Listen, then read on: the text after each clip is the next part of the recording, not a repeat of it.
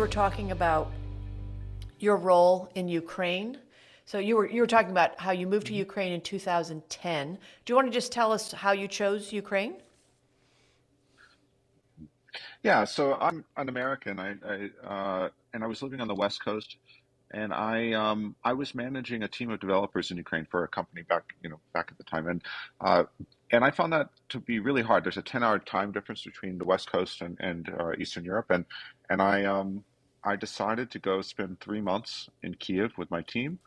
And when I did that, it was really a wonderful experience, and I was so much more effective in that role when I was on site. So that 3 months turned into 6 months, turned into 1 year, turned into 2 years, and at some point you realize you're living somewhere, and you're not just on a business trip, and yeah, 12 years later, my entire that's my home. So I found in that time I really fell in love with Ukraine. It's a country that has inspired me, and so when I met Brandon in 2016, I was very much established there, and he was working with developers in other parts of the world at that time, and as we started working together, we I helped him to find developers uh, in uh, in Ukraine, both for our business and products we were working on, but also on for Doxyme, which I was not involved with at the time. So, and then in 2020, when I joined Doxyme in full, we had a plan to grow the team, and we started growing the team in Ukraine. And of course, when COVID happened, we our company grew considerably, and we were positioned to grow in Ukraine, and we grew from about 3 people there in January 2020 to some 45, 48 people that we have right now. So please describe what the last, not the last 2 weeks have been like, but say starting at the beginning of 2022. What was the mood like in Ukraine? Yeah, it's been yeah, really at the end of 2009, 2021, and beginning of this year, 2022, we started to take more notice of what was happening with the Russian buildup on the borders, um, because it seemed to start to enter into a phase that was different.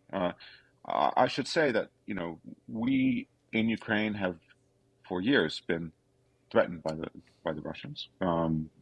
They each year have done something similar where they built up troops on the border or made some kind of escalation of the conflict in the east.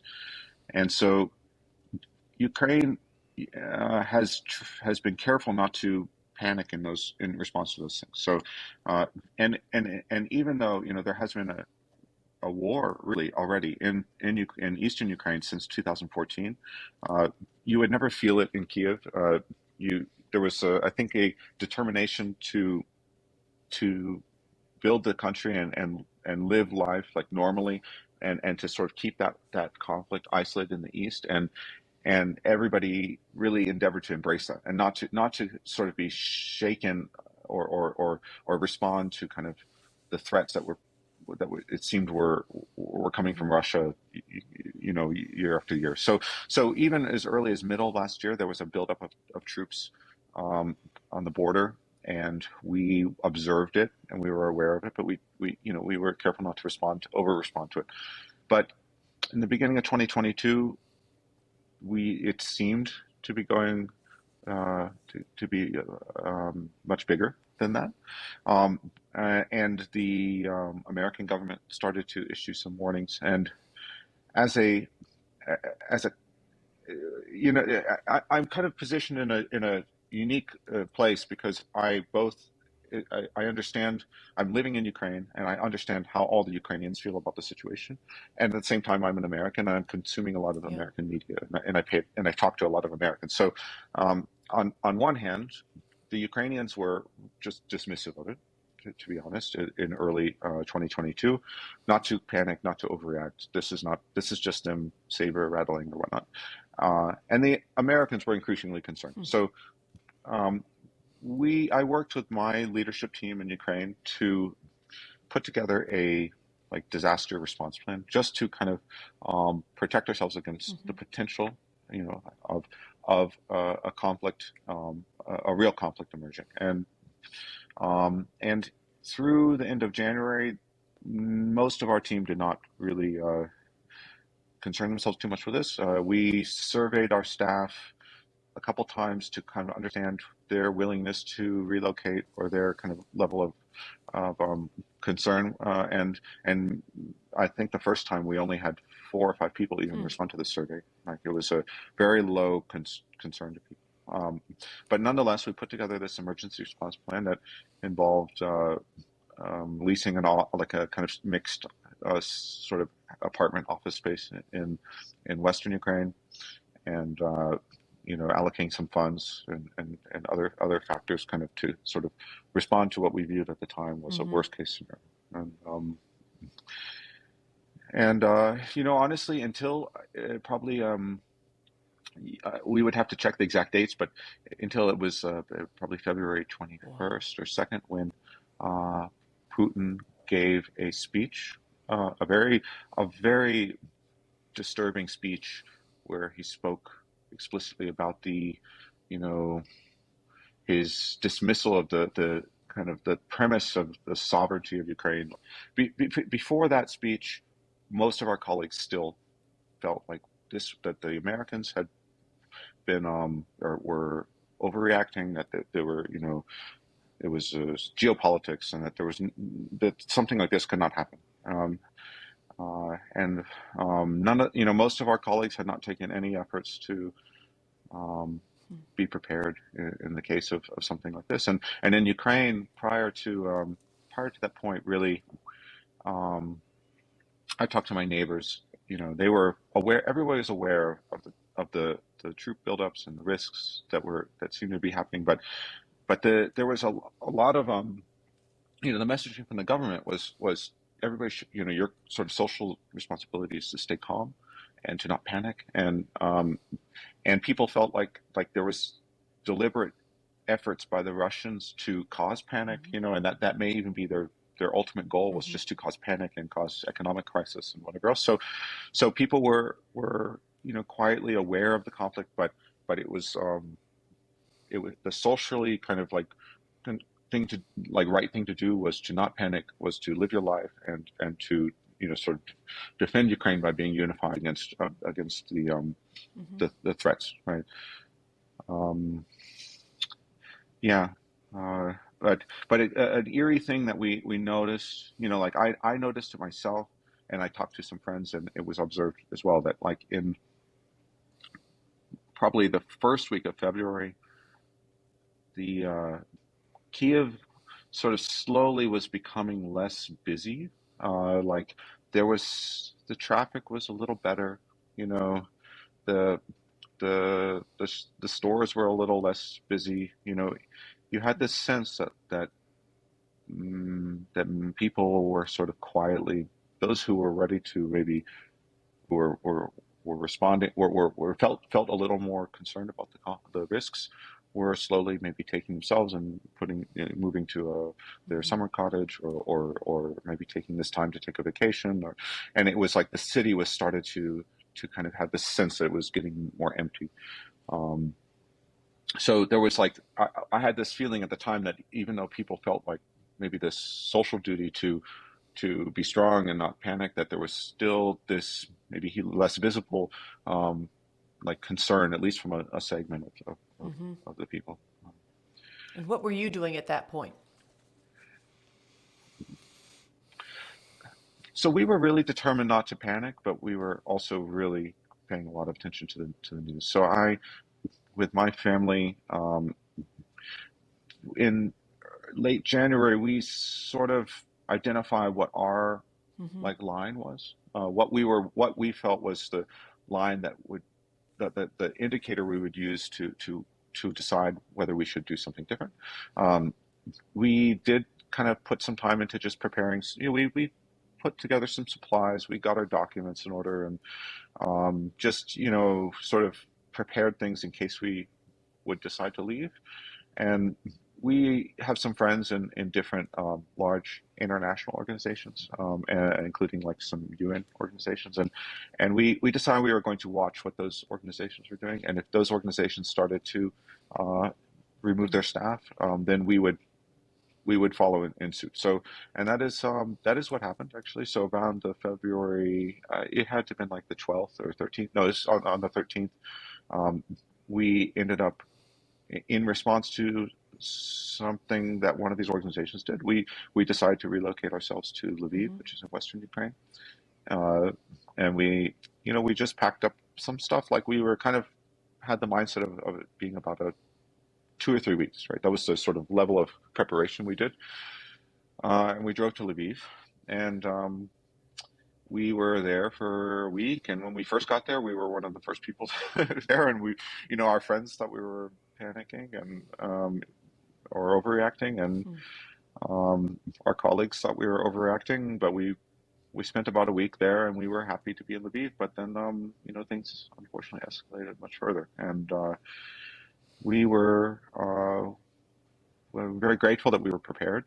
Um, we we were in Lviv when Hmm. the war started, and we put our things in our car and we drove to Poland. So So um, you drove out of the country? we On yeah, what day did you do that? yeah, that's right, on the Wow. 24th. And what has it been like for you to be so far away from your home?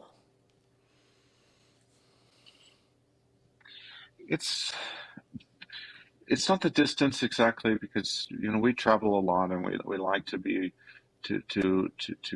abroad, right? But um, the context of it has been really difficult. Uh, Even though we were one of the first people to leave the country, even though we were prepared and we had sort of thought this stuff through beforehand, the like psychological and emotional burden has been very Hmm. very hard, uh, and um, particularly I think the thing that's we feel very connected and very present with the war, even though we are away, and even though we have not gone through some of these terrible sort of trials and troubles that our friends and colleagues have, because and part of that is because we're so closely connected with people. We are in some chat groups, that people in Ukraine right now use several communication tools to Hmm. stay in constant communication, and there's these chat groups where we're a part of. So I'm in the chat group of many foreigners that live in Ukraine. I'm in another chat Hmm. group with all our colleagues. I'm in several that are like, there's a newspaper that I follow, and they have a group of people communicating, and and we're in a group with our neighbors, so all our neighbors on our street in Kiev, and we have just watched this conflict emerge through these communication channels, and it's all real Hmm. time and unfiltered, and um, and that has been uh, that has been really hard. Every time there's a Hmm. air raid siren in Kiev, my neighbors write Wow. onto this chat group that there's an air raid siren. They need to go into their cellar, and that is, that has happened between like 3 times to like Wow. 15 times a day for most of the last 2 weeks, right?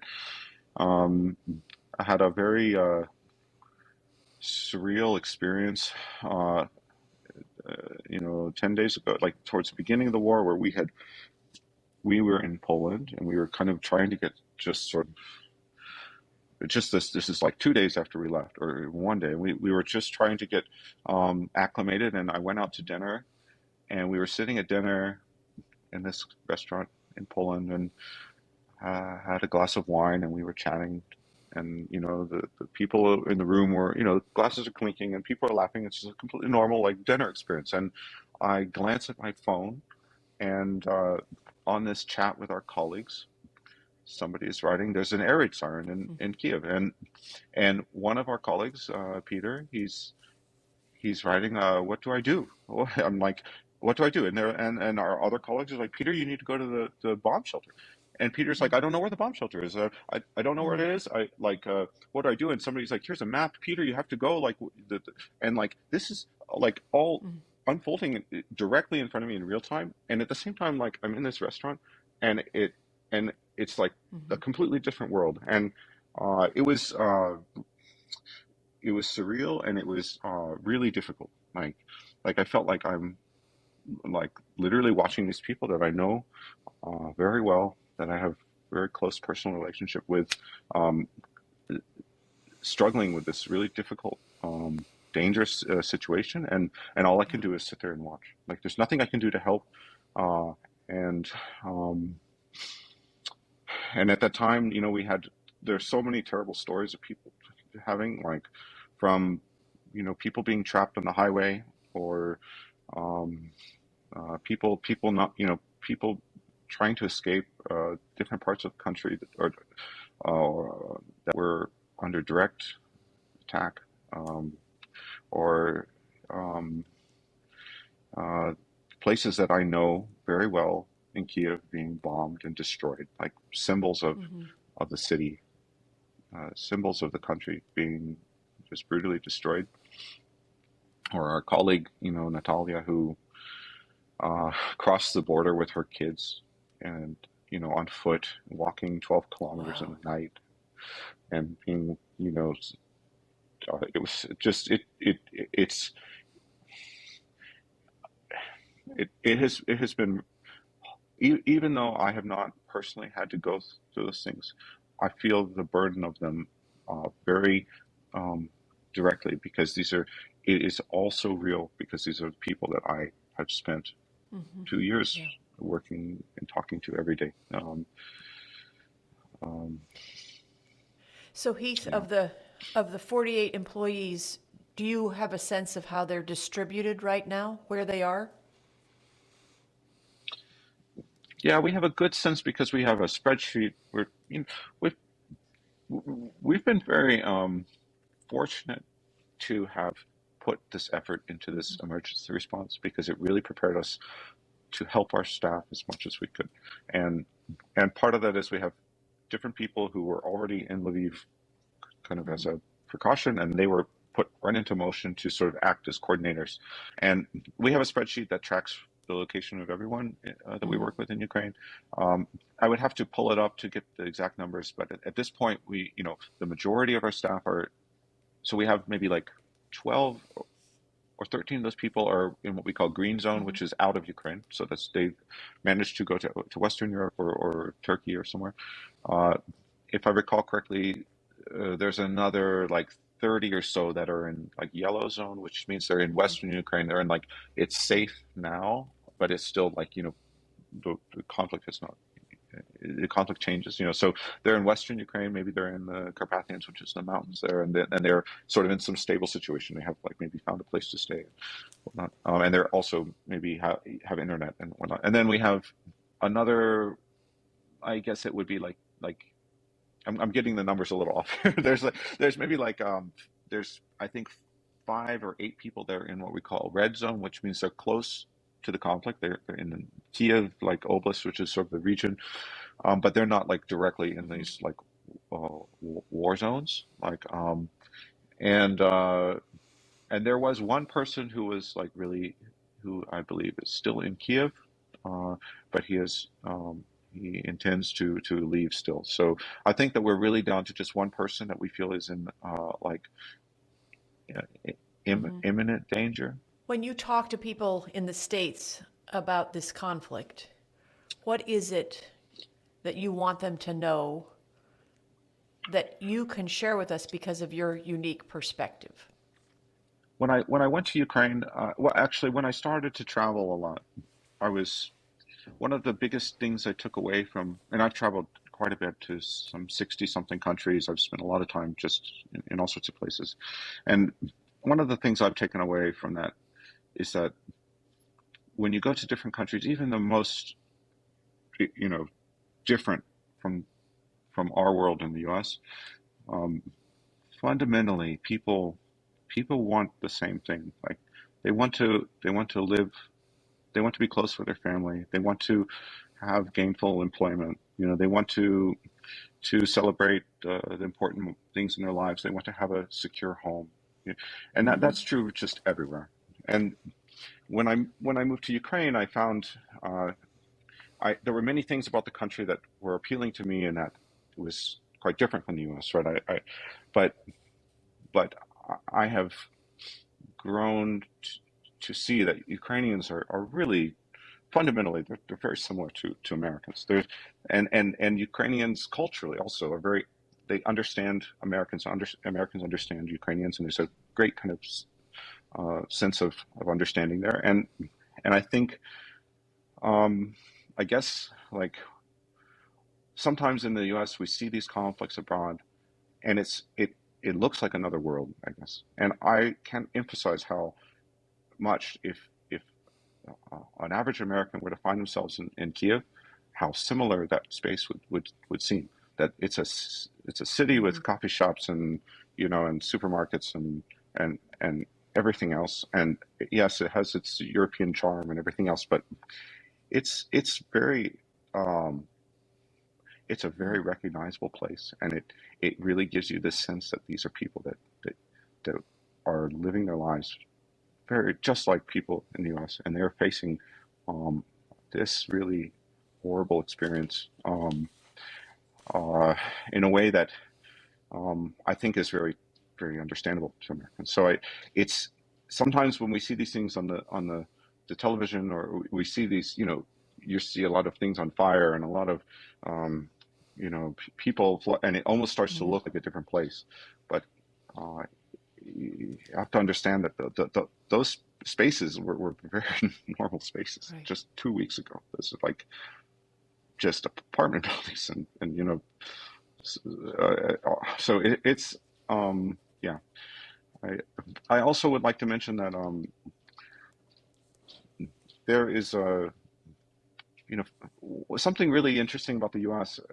Um, well, I actually attended a rally here in Salt Lake last weekend in support of Ukraine, and it was a really interesting experience because I saw your Ukrainians there. There were Ukrainian Americans, and there were also just Americans there, and there were in Ukraine. There's different sort of things you're accustomed to seeing with these rallies, like whether it's protests or just kind of people there's certain things people sit like sort of call out and say and uh, and at this rally in Salt Lake, there was a there was that, and then there was this also kind of uniquely American take on it, and there was a lot of talk about freedom and a lot of talk about independence and a lot of talk about uh, sort of persevering under this this imperial force that is trying to take the country or control the country, and um, those are all very understandable American concepts that are very accurate for this situation in Ukraine. It's a very understandable Yeah. conflict to Americans, I think, that because Ukrainians really they also view it that way. They also see it about independence, about freedom, about their ability to you know live in their country the way they want to live, and to form their own social identity the way that is according to their wishes. Um, and so I think that um, while it struck me that that was a very American sort of angle on the rally, it also struck me that that Americans have kind of a deep uh, intuition to understand this conflict in a way that is accurate to Ukrainians, in a way that maybe other countries don't, or other cultures don't. So, um, yeah, um, yeah, yeah. And President Zelensky said something some days ago, or at the beginning of the conflict, that really, he said it several times. That really struck me, and it's really true. And this is how Ukrainians view it. He said that like they're on their land, they're their people, and they're not. They have no desire to hurt anyone. They don't. They're not trying to attack anyone. They're not trying to conquer anyone. They just want to form their culture and their country and their society uh, according to to what they are. and it's it is so true, and it directly felt so accurate because it matches so closely my understanding of Ukrainians and their kind of endeavors and wishes Yeah. in this. Heath, how do you Mhm. keep your emotional equilibrium during this stressful time? Honestly, it's been very difficult, and my family and I have been in. We drove to Poland and then we drove to Vienna, and we have rented a Airbnb in Vienna, and I thought once I get to Vienna, I would have some stability and I would start working and kind of things would be. Yeah, I feel like I have this. I am expected from my team to be, to be a leader and to be present and to be, competent, and that has been really difficult for me at this time. I spend a considerable amount of my time uh, Hmm. watching the news, checking in with people, and really in this just feeling Yeah. distraught. Um, it has been a Yeah. challenge for me, honestly. And as I mean, this week is a little better. I'm here. I came here to meet with my colleagues in the executive team of Doximy, and we, they're taking all my mental mental energy to talk about business and things. So it helps a bit to have that distraction, um, but it has honestly been very difficult, and I don't think I have a good approach to maintain that equilibrium. And I suspect that many people on our team Yeah. uh, feel the same way. I think that some people, well, I guess everyone has their own way of dealing with things. Some people have poured themselves into work, and they're even, and some people are really motivated to be act like they're helping with Hmm. medical supplies. They're helping to evacuate people. Um, but I suspect many people have this burden on them, and sometimes when I talk to my colleagues, I sense this weight that they're Hmm. feeling that I recognize immediately. Any concluding comments that you'd like to share?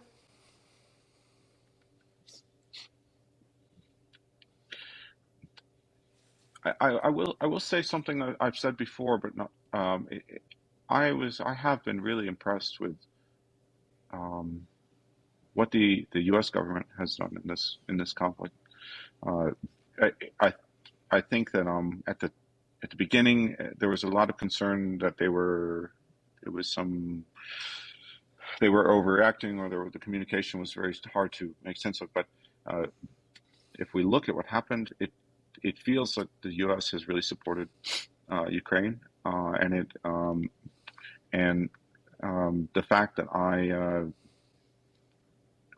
was able to leave the country, or chose to leave the country on the 24th, and wasn't sitting in Kiev at the time, is due to their communication strategy. Uh, I was I had a quite surprising moment sometime in February where I got a personal phone call from someone from the State Department asking me to please tell them my plans. It was never. That's probably the most personal interaction with the U.S. government I've ever had. But they really Mm. took a concerted effort to sort of handle this situation uh, correctly. And I think that the attention that the world has placed on Ukraine is directly due to the communication strategy of the U.S. government. So I am, I'm somebody who's living in Eastern Europe and not often dealing with the U.S. government. And I was really impressed by their approach, and I'm grateful for that. And I'm grateful to my fellow Americans for the level of care, like sincere care and concern they have for Ukraine. That's the just in general, but also even specifically within Doximy. Uh, it deeply impressed me when the way Brandon has responded to it, and his very personal, um, very real desire to help and to care for our team there has been has been Yeah. emotionally overwhelming. It's really meant a lot to me, and and that is also true with many of our colleagues. People have really we've seen our American colleagues have formed a really strong connection with our Ukrainian staff, and uh, there were times in the company, in the past, like particularly when we started to grow, that we had this concern about Hmm. like cultural differences and like the divide between the American team and the Ukrainian team, and it has meant a lot to me to see that uh, Wow. that doesn't exist. That we are really one team, and there's a very deep amount of personal care and concern, and it really makes really emphasizes to me how grateful I am to exist in this company with these people. It's it's a Right. wonderful place to It's be. just a real So testimony of the power of collaborative, caring networking. Because your story really is a story hmm of friends, family, and colleagues holding each other close, literally saving each other's lives. hmm And then during this stressful time, yeah maintaining those connections to help everyone stay afloat. It's, and it's not technology is yeah helping, but those human connections are really powerful. hmm that's it's absolutely true. And an interesting another interesting effect I've seen is that um, everyone within my social network, even my professional kind of network in Ukraine, e- everyone who's kind of connected to this conflict has pulled each other closer. Um, of course, the people I work with day to day, we've been in close communication and we're helping each other. But I've had so many messages and conversations with people that I was less close with. People I Mm-hmm. worked with 2 years ago, or people that I was friends with, but we kind of uh, fell out. Right? All of those social connections that I've had connected to Ukraine, all of those have been strengthened in this moment, where people have reached out and thought, you know what, gosh, that you and I haven't talked in 3 years, but Mm-hmm. is there anything I can do to help you? Is there anything that you need? Have you do you let me connect you with this other person who's facing the same problem you're facing, um, and that has been really meaningful. I had I mean, even as we've kind of scattered, it's like uh, in a different way, everything is stronger and Mm-hmm. closer. And and that was a very uplifting thing to experience. You realize that sometimes we don't realize the strength of the connections we have, and even those from our past. That those the personal kind of what the investments you make and your relationships, um, they they may the returns on those investments can be much later than you might initially realize. Heath, I can't thank you enough for sharing your experience. I know with traumatic experiences, it's often just as traumatic to share them. So thank you. Yeah, you're welcome. I'm happy to speak with you, and thank you for the conversation. Okay. I hope you have a lovely day. Thank you.